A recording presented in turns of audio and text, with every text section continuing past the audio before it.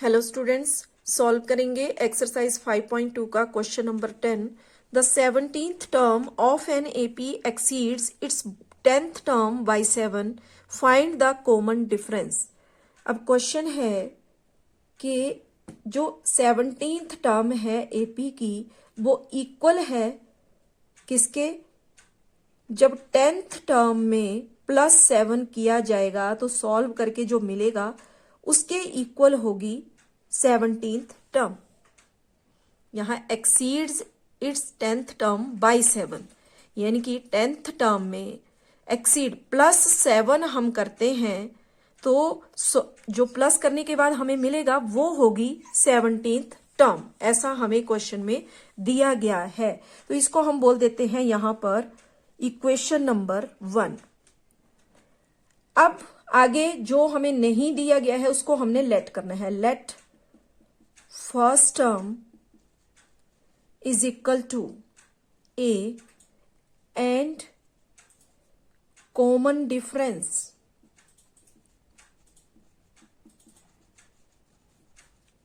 Is equal to d. Now using formula an is equal to a plus n minus 1 into d, here an देखो यहां पर हमें 17th term दी गई है, ठीक है। तो 17th टर्म मतलब यहां n हमें दिया गया है तो इसी की हेल्प हम लेंगे।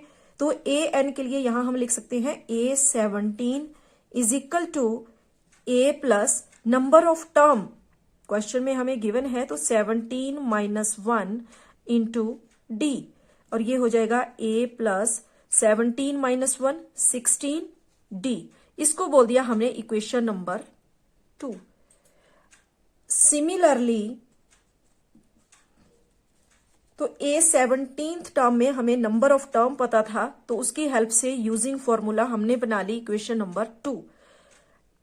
अब यहां पर सेम इसी तरह हमने a10 में भी हमें नंबर ऑफ टर्म दिया गया है, तो a10 के लिए कैसे हो जाएगा, a10 is equal to a plus 10 minus 1 into d, और ये हो जाएगा a plus 9d is equal to ये हो जाएगी इक्वेशन नंबर 3, ठीक है। तो जो टर्म हमें दी गई थी यानी कि n हमें दिया गया था दो टर्म के लिए, एक n दिया था 17 और दूसरा n दिया है यहाँ 10। तो इन दोनों n की हेल्प से हमने यूजिंग फॉर्मूला यहाँ पर दो इक्वेशन बना ली, equation number 2 and equation number 3। अब ये जो दो इक्वेशन हमने बनाई इन दोनों इक्वेशन को हमने इक्वेशन नंबर 1 में पुट करना है, यानी कि जहां पर a17 दिया गया है उसके प्लेस पे हमने पुट कर देना है a प्लस 16d, और a10 जो इक्वेशन 1 में दिया गया है उसके प्लेस पे हम पुट कर देंगे a प्लस 9d। तो यहां हम लिख सकते हैं putting equation 2 and 3 in equation 1 we have, देखो अब ये जो इक्वेशन 2 है इसमें a17 इक्वल आया है a प्लस 16d के, तो a17 के प्लेस पे हम यहां लिख लेंगे a plus 16d is equal to a10। अब a10 के प्लेस पे हमें मिल गया है यहां इक्वेशन नंबर 3 में a प्लस 9d, ठीक है। a10 के प्लेस पे हमने पुट कर लिया a प्लस 9d और आगे है +7, तो +7 हमने एज इट इज लगा लिया। अब यहां पर लाइक टर्म्स को कलेक्ट करके सॉल्व करेंगे, तो यहां देखो a और एक a यहां दूसरी साइड है तो ये भी इस तरफ जब लाएंगे तो ये आएगा माइनस में। अब आगे यहां दिया गया है +16d, तो एक d वाली टर्म दूसरी साइड है ये भी आ जाएगी इधर, साइन चेंज हो जाएगा 9 माइनस 9d, ठीक है। और क्या बच गया यहां पर ये दो टर्म तो हम यहाँ ले आए, लेकिन अभी बचा है +7, तो ये भी आ जाएगा इक्वेशन के इस तरफ, तो ये हो जाएगा -7। अब इज इक्वल टू, इस तरफ कुछ नहीं बचा तो यहाँ लगा ली हमने 0। अब लाइक टर्म्स को यहाँ पर हम सॉल्व करेंगे, a माइनस a, ये हो गया 0। 16d माइनस 9d, ये हो जाएगा यहाँ पर 7d। आगे है -7 इज इक्वल टू 0।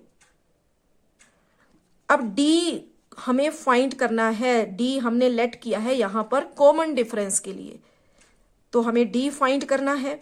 तो उसके लिए 7d यहीं रखेंगे और ये जो -7 है ये इसको हम वापस परे ले जाएंगे दूसरी साइड, तो ये +7। अब यहां से अब 0 लिखने का तो कुछ मतलब है नहीं, 0 + 7 7 ही रहेगा, इसलिए हम 0 नहीं लिख रहे।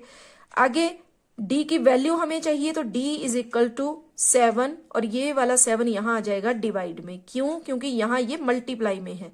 7 1 जा 7, 7 1 जा 7, d is equal to 1/1 means 1।